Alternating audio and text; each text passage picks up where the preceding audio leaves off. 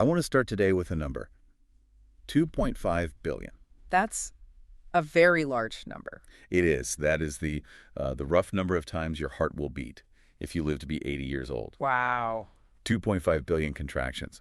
And the thing that, that really keeps me up at night, especially after reading this stack, is that it has to get every single one of them right. Well, it doesn't have to get them all perfectly right, but it cannot get them wrong in a very specific, chaotic way. Right. I mean, if it misses a beat, that's fine. If it adds an extra one, usually fine. But if the fundamental coordination breaks down, that is where the trouble really starts. Exactly. It's a precision instrument. We usually think of the heart as this pump, a mechanical bag of muscle that just squishes blood around. But that's not really the whole picture, is it? Not at the level we're looking at today. No, not at all. I mean, mechanically, sure, it is a pump. But operationally, it's a battery. It's an electrical circuit board that builds itself, powers itself, and regulates itself. It's just staggering. And that is exactly where we're going on this deep dive. We're looking at the electrical wiring of the human heart. The wetware. The wetware. And specifically, we're looking at what happens when that wiring shorts out, which we call arrhythmia, and the pharmacology we try to use to fix it. And this is a heavy stack today. We are pulling from the absolute Bibles of the field. We really are. We've got Goodman and Gilman's The Pharmacological Basis of Therapeutics, specifically their chapter on antiarrhythmic drugs, which gives us all that deep molecular physics. And then we're pairing that with Katsung and Trevor's Basic and Clinical Pharmacology, their chapter on agents used in cardiac arrhythmias for the clinical scaffolding. Right. Katsung gives us the framework. Goodman and Gilman gives us the guts of the machine. That's a good way to put it. But there is a twist in this literature, and this is the core tension I really want you, the listener, to keep in your head for the next hour or so. I started reading Goodman and Gilman, and I was thinking, okay, we're going to learn about these amazing drugs that fix broken hearts, but the introduction just drops a bomb on you. The pro-arrhythmia warning. Exactly. The warning that the very drugs we use to stop an arrhythmia can actually cause a new and often deadlier arrhythmia. It's the central irony of cardiology. Yeah. We're trying to restore this incredibly delicate rhythm using what are, relatively blunt chemical instruments. It's like trying to repair a Swiss watch with a sledgehammer. I mean, sometimes it works, but sometimes you just smash the gears. Restoring rhythm without force. That's the mission today. We are looking at pharmacology as a form of electrical diplomacy.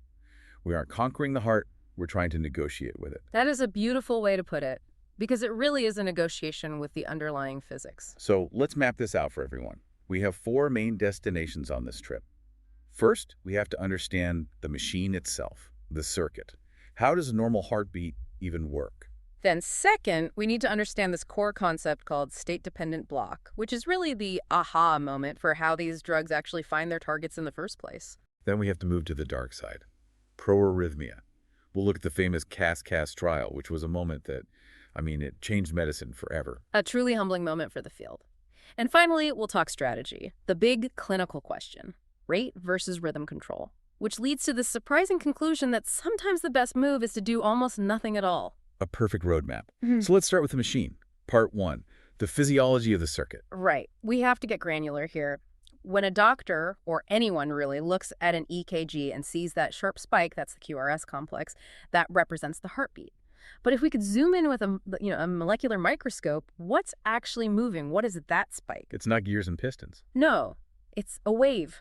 But it's not a wave of water. It's a wave of ions. Tiny charged particles, sodium, potassium, calcium. And Goodman and Gilman spends a lot of time on why they move. Because they don't just flow for no reason. There's a reason the system is set up this way. Right. And this brings us right to the fundamental physics, the Nernst equation. It sounds intimidating, but let's try an analogy. Imagine the heart cell is a nightclub. Okay, I'm with you. I'm at the club. Inside the club, that's the cell, it is absolutely packed with potassium. It's the VIP section for potassium ions. Got it. Potassium inside. But outside the club, in the street, that's the blood and the extracellular fluid, it is packed with sodium. So high potassium inside, high sodium outside, a big imbalance. Exactly. And nature hates imbalance. Diffusion, just basic physics, says things should move from a high concentration to a low concentration to even things out. So the potassium wants to leave the club to get some fresh air, and all that sodium outside wants to crash the party and get inside. Precisely. But there's a bouncer. The cell membrane. The cell membrane. And at rest, this is a critical part, the bouncer only opens the side door for potassium. Only potassium can get through. So the potassium starts leaking out of the club down its concentration gradient. It leaks out. But here's the catch. Potassium is a positive ion. It's K+. When it leaves the cell, it takes its positive charge with it. Ah, so the inside of the club is losing positivity. It's becoming more negative. Exactly. The more potassium leaves, the more negative the inside becomes relative to the outside. And eventually, the inside gets so negative down to about -80 or -90 millivolts that the electrical charge itself starts pulling the positive potassium back in. It's a tug of war. The concentration gradient is pushing it out, but the electrical gradient, the negativity inside, is pulling it back in. And the point where those two forces perfectly balance out, that is your resting membrane potential. That is the battery. The cell just sits there, negatively charged, loaded with potential energy, just waiting for a trigger. And the sodium, what's it doing this whole time? The sodium is still pounding on the front door. It has the concentration gradient. It wants in. It has the electrical gradient. It's positive. The inside is negative, so it really wants in. But that door is locked tight. Until phase 0. Until the spark. The cell next to it fires, the voltage on the membrane hits a certain threshold, and the sodium channels, those locked front doors, they suddenly snap open. And then what? Boom! You get an avalanche of sodium rushing into the cell. That is the upstroke of the action potential. That is the heartbeat. We're talking something like 10 to the power of 7 ions per second through a single channel. That's violent. It is electrically explosive. That massive influx of positive charge flips the voltage inside the cell from -90 to, say, +20 in just a millisecond. That's phase 0. Okay, so the spark has happened. Now Katsung breaks the rest of the action potential down into phases. And this is where the heart muscle cell gets really unique. I mean, in a nerve cell, you fire and you're pretty much done. It resets immediately. But the heart, it lingers. It lingers. And that is phase 2, the plateau. The cell doesn't just reset instantly. It holds onto that positive charge for a couple hundred milliseconds. And this is where calcium comes in. This is calcium's moment to shine. A different set of channels, the calcium channels, open up and calcium flows into the cell. This influx of positive calcium ions is what keeps the cell depolarized, creating that plateau. Okay, but why? Why does it need this plateau? Why not just spark and reset like a nerve? Because the heart is a pump. It's a muscle that needs time to squeeze. If it was just an instantaneous twitch, like an eyelid twitch, it wouldn't move any blood. I see. The calcium that enters during the plateau is the direct trigger for the physical muscle contraction. It's what we call excitation-contraction coupling. So the plateau buys the heart the time it needs to actually eject blood from the chamber. So sodium is the spark, calcium is the squeeze, and then what happens? Phase 3. Phase 3 is repolarization, the reset, the calcium channels close, and now the potassium channels open wide. Potassium rushes out of the cell, taking all that positive charge with it, and that brings the voltage all the way back down to that resting -90 millivolts. And we were back to the nightclub, doors locked, battery charged, waiting for the next beat. Exactly. Now, there is one more crucial concept we have to nail down before we can even begin to talk about drugs, and that is refractoriness. The do not disturb sign. We do not disturb sign. This is a crucial built-in safety feature. Once those sodium channels open in phase 0, they don't just close and go back to being ready. They enter a special third state called the inactivated state. What does that mean, inactivated? You can think of it like a ball and chain that's part of the channel itself. After the channel opens, this ball swings up and plugs the channel from the inside. So even if I zap the cell with more electricity, it physically cannot fire again. Correct. It is refractory. It's in its effective refractory period, or ERP. That channel cannot open again until the cell membrane fully resets, repolarizes back to its negative resting potential, which allows that little ball and chain to swing back out of the way. Why is this so important? What's the point of this? 2 critical reasons. First, it prevents the heart from cramping up. You know how your calf muscle can get a Charlie horse and just stay contracted and tight? That's called tetanus. If the heart muscle did that, you would die instantly because a cramped heart can't fill with blood. Refractoriness forces the heart to relax between every single beat. And the second reason? It forces the traffic to move one way. The electrical wave can't go backward because the tissue it just passed through is asleep. It's refractory. It ensures the signal propagates forward in an orderly wave from the atria to the ventricles. Okay, so that is the healthy circuit. Sodium in for the spark, calcium in for the squeeze, potassium out to reset, and a refractory period to keep it all orderly. That's the symphony. But Goodman and Gilman outlines three fundamental ways this symphony can break down. The mechanisms of chaos. Yes. And if you want to understand antiarrhythmic drugs, you have to understand the three villains they're designed to fight. Let's start with villain number one, enhanced automaticity. This is essentially a mutiny. Normally, you have one pacemaker, the SA node. It's the captain of the ship. It sets the pace for everyone else. Right, around 60 to 100 beats per minute. Exactly. But other cells in the heart, particularly the Purkinje fibers down in the ventricles, have the potential to be pacemakers. They're just usually suppressed by the faster SA node. But if those cells get irritated... What irritates them? Ischemia, a lack of oxygen from a blocked artery, is a big one. Or electrolyte imbalances, especially low potassium in the blood. The cells get electrically leaky. They start to drift up towards the firing threshold on their own and can start firing before the captain even gives the order. So you get these rogue pacemakers that start firing off, competing with the SA node for control of the heart. That's it. Villain number two, triggered activity. These the echoes. The echoes is a great way to think of it. We call them after depolarizations. Imagine the cell is trying to reset after a beat, but it stumbles. It hiccups electrically. And there are two different kinds of stumbles, right? EADs and DADs. Correct. EADs, that's early after depolarizations, happen during the plateau, during phase 2. The cell is halfway through resetting, holding that charge, and suddenly it gets another little upward blip of voltage that can trigger a full beat. This is the mechanism behind a really dangerous condition called long QT syndrome and Torsades de Pointes. And we will definitely be coming back to that because a lot of our drugs can cause that exact problem. They absolutely can. And then you have DADs delayed after depolarizations. These happen after the cell has fully reset. It's resting quietly, but then it gets a little spontaneous hiccup of electricity. What causes that? This is usually caused by calcium overload inside the cell. Too much calcium makes the cell twitchy. The classic cause here is toxicity from the drug digoxin. So we have mutinies and echoes. But the third villain seems to be the biggest problem clinically. Reentry. Reentry is the big one. It's also called a circus movement, and it's the underlying cause of most of the common and dangerous tachyarrhythmias, like atrial fibrillation and ventricular tachycardia. I always struggle to visualize reentry. Can you walk me through the racetrack analogy from the book? Of course.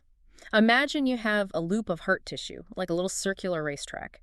In the middle of the track, there's an obstacle. Let's say it's a bit of scar tissue from an old heart attack. Okay. Normally, the electrical signal comes down the track, it reaches the obstacle, and it splits. One wave goes left, one wave goes right. They travel around the scar, meet up on the other side, and... They crash into each other and cancel out. They extinguish each other. Yeah. Why? Because the tissue just ahead of them is refractory. The do not disturb sign is up. There's nowhere else for the electricity to go. The race is over. That's the normal situation. But to get reentry, you need what Kaplan calls a perfect storm of 3 specific conditions. First, you need the anatomic obstacle, the scar. We have that. Second, you need a unidirectional block. This is key. It means the signal can go down one path, say the left path, but the road to the right is temporarily blocked. It's a one-way street for just a moment. Okay, so the car can only go left around the obstacle. The right path is blocked. For now. So the signal travels down the left path. It goes all the way around the scar. But here is the third and maybe most important condition: slow conduction. The signal has to move very slowly through that good left path. Why slowly? What's the point of that? Because it needs to give the blocked path on the right side time to recover. It has to take so long to get around the loop that by the time the signal loops all the way around to the back end of the blocked path, that path is no longer blocked. It has reset. Yeah. The do not disturb sign is gone. Oh, I see. So now the signal can travel back up the wrong way through the path that was originally blocked. And then it gets to the top and loops back around to the start of the left path and starts the lap all over again. And again, and again, it becomes a dog chasing its own tail, a self-sustaining electrical tornado spinning around that piece of scar tissue. And that tiny tornado is what's driving the whole ventricle at 150, 200 beats per minute. That's exactly right. That is ventricular tachycardia. So, if that's the problem, how do we stop the tornado? What are our options pharmacologically? Well, looking at the physics of it, you have a few options. You could try to speed the signal up in the good path so it runs into its own refractory tail and dies out. That's hard to do with drugs. What's the other option? You can slow it down even more. If you make conduction so slow that the electrical signal just fizzles out before it can complete the lap, the tornado dies. Or Your third option is to prolong the refractory period. Keep the red light on longer. Exactly. Keep the do not disturb sign up for longer so that when the signal tries to loop back around, the road is still closed. And that brings us perfectly to the drugs. We've Ah. defined the problem. Now let's look at the tools. We're going to start with the sodium channel blockers, the class I agents. The so-called membrane stabilizers. But before we just start listing drugs, we have to talk about this concept of state-dependent block. Because as Katzun says, this is really the aha moment in all of this. It really is. It explains the concept of specificity. It answers the question, why does a drug target a sick heart rhythm, but ideally leave a normal rhythm alone? It's the sticky door metaphor. The sticky door. Remember we said that ion channels aren't just simple open or closed holes. They are complex proteins that cycle through at least 3 states. Resting, activated, which is open, and inactivated, which is plugged. And the drugs have preferences for which state they like to bind to. That's the secret. Class I drugs bind best to channels that are either in the activated or inactivated states. They bind very, very poorly to channels in the resting state. So let's use a different analogy. A revolving door at a hotel. Yep. If the door is just sitting there not moving, that's the resting state, the drug can't really get in to jam the mechanism. Right. But if the door is spinning wildly because 100 people are rushing through, that's tachycardia, the channels are being used a lot. Or if the door is stuck in a half-open position, that's the inactivated state, the drug can jump in and bind and jam the door shut. That is a perfect description. And this leads to the phenomenon of use dependence. The more the channel is used, the better the drug works. Precisely. This means the drug naturally targets tissues that are firing too fast. A heart beating at 60 times a minute might be barely affected, but a heart trying to beat at 180 times a minute gets hit hard by the drug. And what about ischemic tissue? Tissue that's dying from a lack of oxygen. That's the other brilliant part of this. Ischemic tissue is often partially depolarized. It doesn't rest at -90. It might sit at, say, -70. At that voltage, a large fraction of its sodium channels are permanently stuck in that inactivated state. A half-open door. The half-open door. So a drug, especially a drug like lidocaine, which has a high affinity for the inactivated state, acts like a magnet. It finds that sick ischemic tissue and shuts it down, while largely ignoring the healthy, fully polarized tissue right next to it. It's a smart bomb. When it works, yes, it's an incredibly elegant mechanism. Okay, let's break down these class I drugs. Goodman and Gilman splits them into 3 subclasses, A, B, and C. I want to try and give these personalities because otherwise it just becomes alphabet soup for people trying to learn this. A good idea. Let's start with class 1A. These are the old-timers like procainamide and quinidine. These are the intermediates. They have intermediate kinetics, they bind and unbind at a moderate speed, and they're multitaskers. How so? They block sodium channels, which is their main job. That slows conduction velocity, which can break a reentrant circuit, but they're a bit messy. They also block potassium channels. Wait, so they're also doing the job of a class 3 drug? In a way, yes. By blocking potassium channels, they prolong the action potential. So they slow the car down and they keep the red light on for longer. So they're hitting the re-entry problem from 2 different angles. Exactly. But they come with a lot of baggage. These are old drugs. What kind of baggage are we talking about? Well, procainamide is famous, or infamous, for causing a drug-induced lupus syndrome. Like the autoimmune disease. A syndrome that mimics it, yes. Joint pain, rash, arthritis, fever. It happens in something like 1/3 of all patients who are on the drug long term. It's a huge problem. 1/3. That's a massive number. Yeah. What about quinidine? Quinidine causes a syndrome called synchonism because it's derived from the cinchona bark, just like quinine. It causes headaches, dizziness, and tinnitus that's ringing in the ears. They just aren't used as first-line agents very much anymore because we have cleaner options. Okay, that makes sense. Let's move to class 1B. Lidocaine and its oral cousin, mexiotine. Let's call this one the hit-and-run driver. That is a perfect description. Lidocaine has what we call fast-on, fast-off kinetics. It binds very rapidly to the channel, but it also falls off almost immediately. So in a normal heartbeat, say at 60 beats per minute, the lidocaine molecule jumps onto the sodium channel when it opens, but the time between beats is so long that it has completely fallen off before the next beat even arrives. So it does almost nothing. But in a heart that's in ventricular tachycardia at 200 beats per minute, the time between beats is very short. The lidocaine jumps on, and before it has a chance to fall off, the next beat is already trying to happen. So it stays on, and the block accumulates. and it loves inactivated channels. It loves them, which makes it highly specific for damaged ischemic tissue, like right after a heart attack. That's its sweet spot. It's one of the best drugs for ventricular arrhythmias post-MI. But it's not a perfect drug. Yeah. Katzone points out it has a major non-cardiac side effect. The brain. Lidocaine is a local anesthetic, after all. It crosses the blood-brain barrier very easily. If you give too much, you get CNS toxicity. It starts with numbness around the lips, then confusion, tremors, and eventually seizures. The brain runs on electrical circuits, too. A crucial point to remember. Okay, finally. Class 1C. Flecainide. What's its personality? The squatter. The squatter. Why? Because these drugs have slow dissociation. Once they get into the sodium channel, they bind tight and they stay there for a long time. They don't want to leave. They are squatting in the channel. So they are incredibly potent sodium channel blockers. The most potent we have, they drastically slow down conduction velocity in all heart tissue, whether it's healthy or sick. That sounds powerful. Yeah. If you have a raging electrical tornado, you want a really strong brake. You do. But this is where we have to be so careful.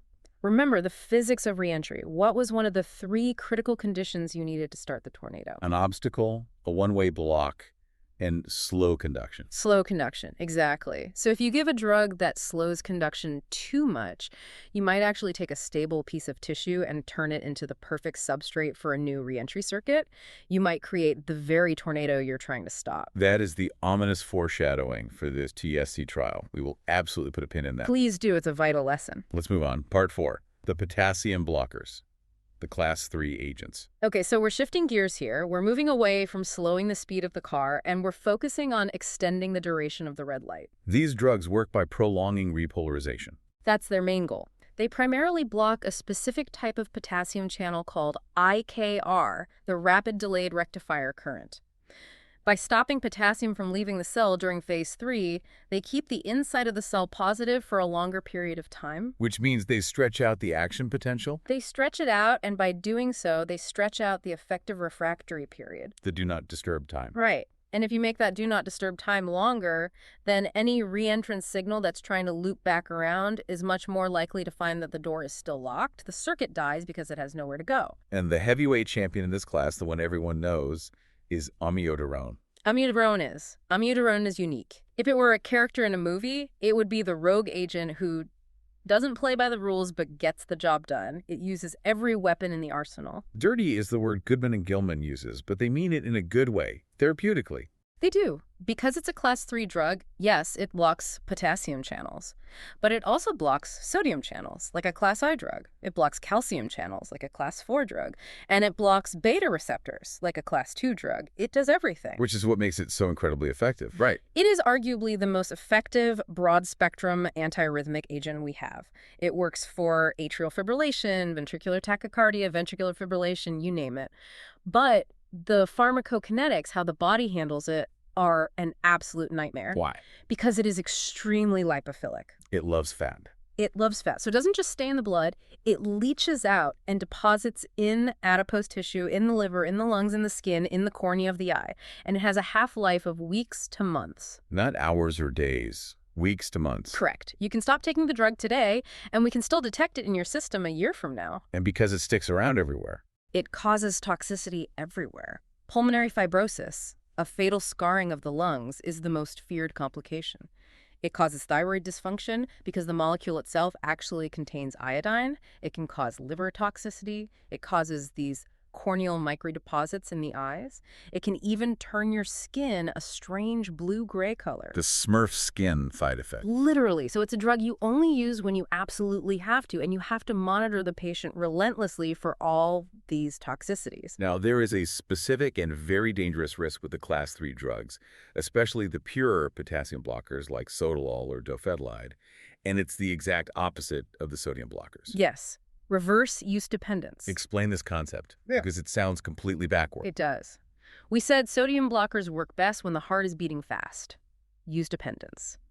Potassium blockers, on the other hand, often show their greatest effect and their greatest toxicity when the heart is beating slow. So when the patient's heart rate drops, say at night when they're sleeping, the drug's effect actually gets stronger. Yes, exactly. The QT interval on the EKG, which is our measure of repolarization time, stretches out more and more as the heart rate slows down. And if it stretches too far, the cell membrane becomes electrically unstable. You get those early after depolarizations, those EADs that we talked about earlier. And that can trigger torsades de Well, pointe. twisting of the points. It's a very distinctive, chaotic, twisting ventricular tachycardia that can quickly degenerate into ventricular fibrillation and sudden death. So with these drugs, you have to be terrified of bradycardia, of a slow heart rate. Terrified. You have to watch the QT interval like a hawk when you start these drugs. You have to make sure the patient's potassium and magnesium levels are normal because low levels of those electrolytes will worsen the QT prolongation. It's a constant balancing act. It really is a high wire act. You are intentionally lengthening the QT interval to stop one arrhythmia, but if you lengthen it just 10 or 20 milliseconds too much, you can cause a new fatal one. That is the essence of electrical diplomacy. It is a negotiation with fine margins. Okay, let's move to part 5, the reset and the brakes. We have a few miscellaneous, more specialized tools for specific jobs. And I want to start with the big red button, the Control-Alt-Delete of cardiology, adenosine. Adenosine is fascinating. It's a naturally occurring nucleoside that's in all of our cells, but when you give it as a drug, its half-life in the blood is less than 10 seconds. Seconds. Less. Which means you have to have the patient hooked up to a monitor, you use a big IV in the arm, you slam the dose in as fast as you can, and immediately follow it with a big flush of saline just to push it into the heart before it gets metabolized. And what does it do when it gets there? It hits the AV node, that crucial electrical gateway between the atria and the ventricles, and it activates a specific potassium current that causes massive hyperpolarization. It essentially unplugs the AV node for a few seconds. It literally stops the heart. Briefly, yes. On the monitor, you see a flat line. This is what breaks any re-entry circuit that is using the AV node as part of its loop, which is the cause of a common arrhythmia called PSVT. I've heard doctors talk about giving this to patients. The patient's reaction is intense. Oh, it is. The patient feels a sense of impending doom, a profound flushing sensation, a tightness or weight on the chest, a feeling of not being able to breathe. Because for about 6 seconds, their heart has stopped. It's very unpleasant. But then the drug is gone, and the heart restarts, hopefully back in a normal sinus rhythm. That is a heavy, heavy drug. Though we have the gatekeepers, the calcium channel blockers, and the beta blockers. Right, and these drugs primarily target the nodes, the SA and AV nodes, which are what we call slow response tissues. Their upstroke depends on calcium, not sodium. So drugs like verapamil and diltiazem. Yes, the non-dihydropyridine calcium channel blockers. They block those calcium channels in the nodes. This slows down the firing rate of the SA node, which slows the heart rate, and it slows conduction through the AV node. And beta blockers. They're class 2. Beta blockers are all about blocking the sympathetic nervous system. They block the effects of adrenaline on the heart. They reduce what we call the slope of phase 4 depolarization, which is a fancy way of saying they make the pacemaker cells take longer to drift up to their firing threshold. They just calm everything down. And Katzen makes a really huge point here. Among all these fancy, high-tech ion channel blockers, which class of drug is the only one that has been clearly shown to save lives and reduce mortality after a heart attack? The humble beta blockers. Not the powerful sodium blockers, not the complex potassium blockers. No, the beta blockers. By calming the storm, by reducing the sympathetic drive that can trigger fatal arrhythmias in a damaged heart, they save lives. It's a foundational therapy. Finally, just to round it out, the old guard, digoxin. Derived from the foxglove plant, digitalis, it's been used for centuries. Its main antiarrhythmic effect is to increase vagal tone, that's parasympathetic activity, to the AV node. It's another way to slow down that gateway. But it has a famously narrow therapeutic index. Meaning the dose that helps you is very, very close to the dose that kills you. Yes, and digoxin toxicity leads to that calcium overload we mentioned, causing delayed after depolarizations, and it can produce a very specific, almost pathognomonic arrhythmia called bidirectional ventricular tachycardia. If you see that on an EKG, you know the patient has digoxin toxicity. Okay, we have the map. We know all the players. Now I want to tell a story about hubris, really, part 6, the key task trial. The cardiac arrhythmia suppression trial, this was a landmark study published in the late 1980s. Set the scene for us. What was the thinking in cardiology at that time? What was the vibe? The vibe was confident, maybe overconfident. We felt like we had really figured out the electrical system of the heart. We understood the mechanisms, and we had these brand new, very powerful, very clean Class 1C drugs, flecainide and encainide. And there's a very logical theory driving the trial. A perfectly logical theory. It went like this. Premise 1. Patients who have a heart attack and then have frequent extra beats, these PVCs, premature ventricular contractions, are more likely to die suddenly later on. That's a fact. Okay. Premise 2. Our new Class 1C drugs are fantastic at suppressing PVCs. We can make the EKG monitor look perfectly clean. Therefore, the conclusion must be, if we give these drugs to post-heart attack patients and suppress their PVCs, we should save lives. A leads to B, B leads to C. Kill PVCs, save the patient. Makes perfect sense. It made perfect sense to everyone. So they launched this massive, multi-center, randomized, placebo-controlled trial, the gold standard. One group of patients got sugar pills. The other group got flecainide or encainide. And at first it looked great, didn't it? The investigators were ecstatic. The drugs worked beautifully. The monitors were clean. The PVCs vanished. The drug did exactly what the pharmacology said it would do. They were suppressing the arrhythmias. But then the Data Safety and Monitoring Board stepped in and stopped the trial. They stopped it cold. They called an emergency meeting and terminated the study because the patients on the drugs were dying. Dying. Not getting better, but dying. The all-cause mortality rate in the drug group was 2.5 times higher than in the placebo group. Wait, so the drugs that made the EKG look better were actually killing the patients? Yes. It was a sledgehammer blow to the entire profession of cardiology. It was a moment of profound, painful humility. We learned that treating the monitor is not the same as treating the patient. So what was happening? Why did they die? Go back to the very mechanism we discussed. Class 1C drugs are potent sodium channel blockers. They profoundly slow conduction. In a healthy heart, that might be okay. But in a scarred heart, remember, all these patients had a heart attack. They had scar tissue. That dramatic slowing was disastrous. It was the perfect substrate for facilitating reentry. So it turned those little annoying nuisance PVCs into sustained, fatal ventricular tachycardia. That's what we believe happened. By trying to enforce a perfect rhythm with a powerful drug, we actually made the heart more vulnerable to a deadly one. We learned, in the most brutal way, that rhythm control is never neutral. Every single antiarrhythmic drug carries a proarrhythmic risk. And this lesson from CAST completely changed how we think about atrial fibrillation too, right? It's the most common arrhythmia people will encounter in practice. It changed everything. AFib is essentially chaotic functional reentry in the atria. For decades, the debate was, do we pursue rhythm control where we use drugs like amiodarone or flecainide or even electrical shocks to try and force the heart back into a normal sinus rhythm? Or do we pursue rate control where we basically say, you know what, let the atria fibrillate. It doesn't really matter. We'll just use beta blockers or calcium channel blockers to protect the ventricles, to keep the ventricular rate slow and controlled so the patient feels okay and the pump function is preserved. And thanks to CAST and subsequent large trials like Pharma, We found that for many patients, especially older patients, rate control is just as good and often safer. Aggressively trying to maintain a perfect sinus rhythm with toxic proarrhythmic drugs often doesn't make people live longer or feel better. The side effects and risks of the drugs can be worse than the arrhythmia itself. that is a profound lesson in clinical humility. It is. We've learned that in AFib, the single biggest risk isn't the irregular rhythm, it's the risk of stroke. The blood pools in those quivering atria forms clots, and those clots can travel to the brain. So what matters more than the rhythm itself? Anticoagulation, using blood thinners. As Katsung emphasizes, for most AFib patients, the decision about anticoagulation is far more important for their long-term outcome than the decision between rate and rhythm control.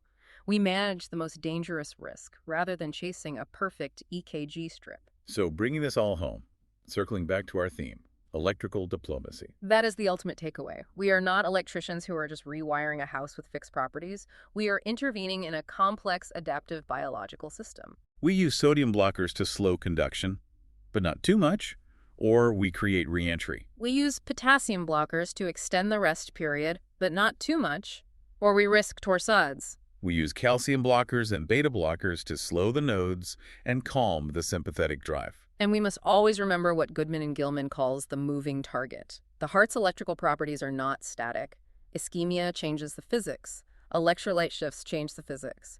A drug that is safe in a healthy, well-perfused heart might become lethal in that same heart during a moment of stress or ischemia. This has been Absolutely electrifying. Pun intended, I assume. Always. Mm. But seriously, the complexity is just staggering, and the responsibility of using these drugs is enormous. It is, and we've only really been able to scratch the surface here.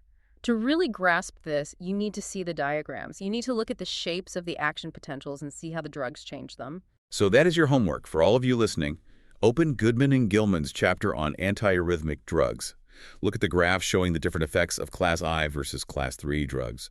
Then open Katsung and look at the clinical tables that summarize the uses and toxicities. We've tried to give you the conceptual map, but you really have to walk the territory for yourself. The reading is essential. Thank you so much for listening to The Deep Dive. Keep your ion channels synchronized, and maybe just check your pulse once in a while. Not out of fear, but just to appreciate the miracle of those 2.5 billion beats. Indeed. Well said.